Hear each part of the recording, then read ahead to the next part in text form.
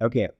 So I think the best way to start this is to actually not start by talking about solutions, but rather first just identify the problems. What are the main things that are stopping most people from starting a podcast today? So we've identified five. And I can pretty much with quite a lot of confidence say that 95% of you fall into one or more of these buckets. So let me know if these actually sound familiar or these seem to be the things that are playing around in your head. So the first major elephant in the room is the fear of failure.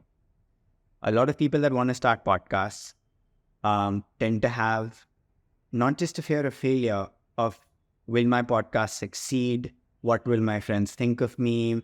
Am I qualified enough to be speaking about this subject?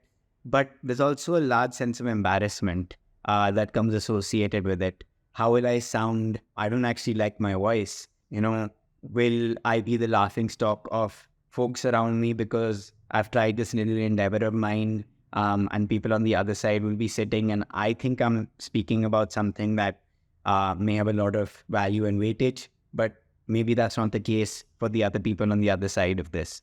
So that's one.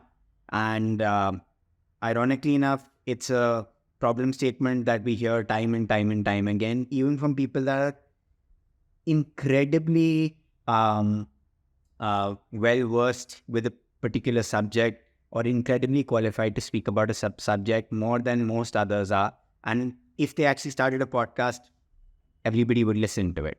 So this is one major problem that we see happening constantly. So we're going to solve this in the chapters to come. The second one is the ping pong dilemma. So this ping pong dilemma is when you decide to start a podcast, at that point, sky's the limit. So people start to go back and forth consistently on what their podcast name should be, who their co-host should be, should they have a co-host, what their style of podcast should be, should it be a monologue, should it be a dialogue, whether they should have music within their podcast, whether they shouldn't have music within their podcast, should they be recording at a distance, should they not be recording at a distance, what should the length of their podcast be, and they keep going back and forth, and every day they come up with an exceptional new idea, and that exceptional new idea takes them off course just a little bit, and eventually a pure idea which they were just about to start day after tomorrow, the old adage of tomorrow never comes, that seems to ring true in this case, and unfortunately they just keep ping-ponging, and unfortunately their date of actually taking the plunge never seems to arrive. So that's the second major one that we see. So a few of you guys listening to this may actually fall into this one. The third one is the variable vomit, which is there's just so many things to take into consideration. What mic should I use? What editing technology should I use? What hosting platform should I use? What is a hosting platform? Okay, once I create this, what are the avenues for me to monetize? How will I get into Spotify? How will I chart in specific platforms? Or how will I get my analytics? How will I understand my analytics?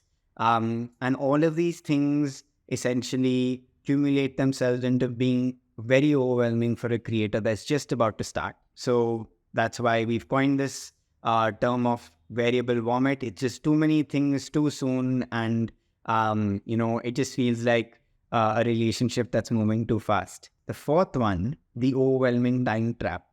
The time trap is essentially the fear of the amount of time that you may have to devote to this. A lot of people want to start a podcast, but they just can't wrap their heads around the fact that across all of these different variables, they just may not have the time at their disposal to fulfill all of them. So they either want to get somebody to do a few of their tasks for them, but those people don't seem to exist. Or if they seem to exist, they seem to be charging money. If they are to do it themselves, this is going to take too much time, and they just wanted to start this as a hobby, or they wanted to start it from an interesting experimentation perspective. But the more they delve into this rabbit hole, the more it just feels like, oh my God, this is going to take so much time from me. I don't know whether I can devote this much time. A lot of people have this fear, a lot of people.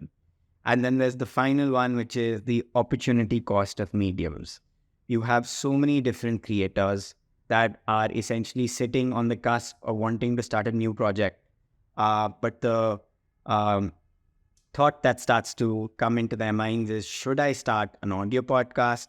Should I start a YouTube video? Should I start something that sits between an audio podcast and a YouTube video? Should I start a podcast? Should I start a blog? And essentially they keep going from the pros and cons of one to the other, to the other, to the other. And eventually they never end up jumping into the endeavor that they've been looking forward to for such a long time.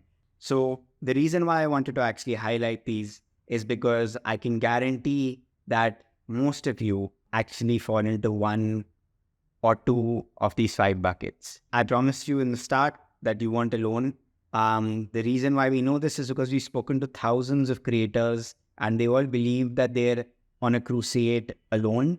But ironically enough, this is a beautiful medium. Community in this medium is wonderful, that everybody seems to be feeling the same thing. They're just not being able to voice it out to one another. So I just wanted to put this out there, and I wanted to once again reiterate that we're going to tackle each one at a time, and we're going to solve these for you. So whether your fear or problem is the first one, we're going to, chronologically tackle the first. If it's the third one, then we're going to tackle the third. If it's all of them, then stay tuned, and we're just going to knock them out of the park one by one.